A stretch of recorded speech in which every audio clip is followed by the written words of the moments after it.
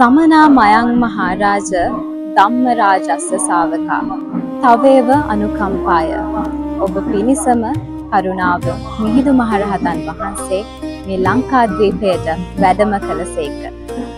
මිහින්තලාවට පොසොන් පොහොය කියලා කියන්නේ අතිශයින්ම වැදගත් බොහෝ දිනයක්.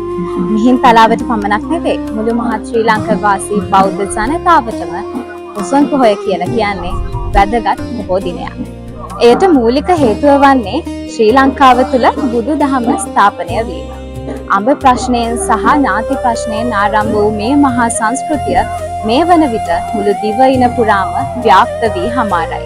ඔබ අප කවුරුත් දන්නා පරිදි අපගේ අනුබුදු මිහිඳු මහරහතන් වහන්සේ ඉත්තිය, උත්තිය, සම්බල, බද්දසාල යන මහරහතන් වහන්සේලාත් සුමන සාමණේරයන් වහන්සේ බණ්ඩක උපාසකවරයාත් සමග මේ මිහින්තලා භූමියට වැඩම කළේ මේ පොසොන් පුර පසළොස්වක පෝය දිනයක.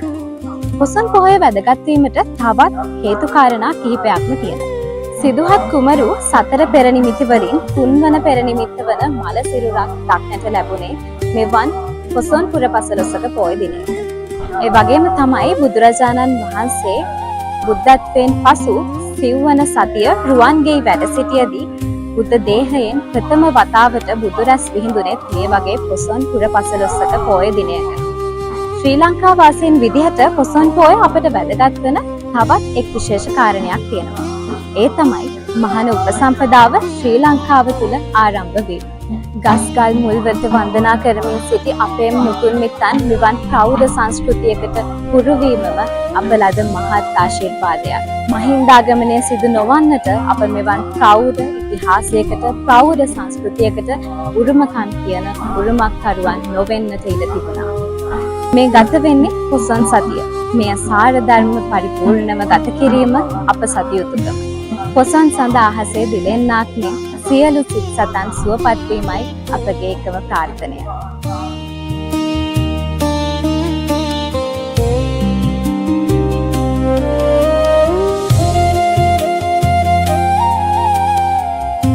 මිහින්තලා පොදුවේ නිර්පුණු ශිෂ්ටාචාරයේ මහා පහන් තබද්ද රජරට විශ්වවිද්‍යාලයේ පරිශ්‍රය අද වෙනදාට වඩා කාර්යබහුලයි. ඒ ලාංකීය බෞද්ධ ඉතිහාසයේ රන්නකුරෙන් ලියවුණු පොසොන් මහිමය සමරන්නට රජරට සරසවි විද්‍යාර්ථීන් සූදානම් වන නිසා දේශනාව සම්වන සන්ධ්‍යා යාමේ පටන් මැදියම් රැය ඉක්මවා යනතුරු මේ දෑත් නොනවතී. අහස උසට නැගෙන කුඩු නිර්මාණ මේ හැම පිටුපසම තියෙන්නේ මාස ගණනාවක සැලසුම් සහගත සාමූහික වෙනසක්. පීඨ භේදයකින් තොරව ජේෂ්ඨ කනිෂ්ඨ භේදයකින් තොරව සැවුම එකම අරමුණකට එකතු වෙලා සිටින්නේ සහජීවනයේ සතු කරගෙන.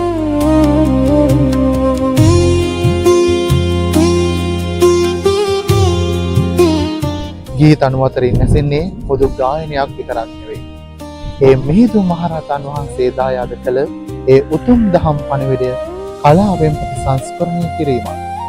භක්ති ගීත පුහුණුවීම දන්සල් සඳහා අනුග්‍රහයන් සොයා යාම වගේම මුළු සරසවි පරිශ්‍රයම බෞද්ධ කොඩි වලින් සරසන්නට ඔවුන් වෙහෙසෙන්නේ අසිරිමත් ආමිස සහ ප්‍රතිපත්ති පූජාවන්ගෙන් පොසොන් රාත්‍රිය ආලෝකමත් කරන්නයි.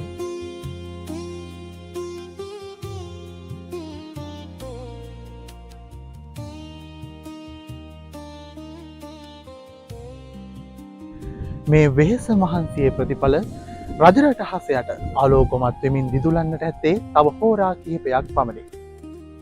රජරට සරසවි විද්‍යාර්ථීන්ගේ පොසොන් පෙර සූදානම උදෙක් උත්සවයක්ම නොව උත්තරීතර පූජෝපහාරයක් වෙනවා නොවනුමානයි.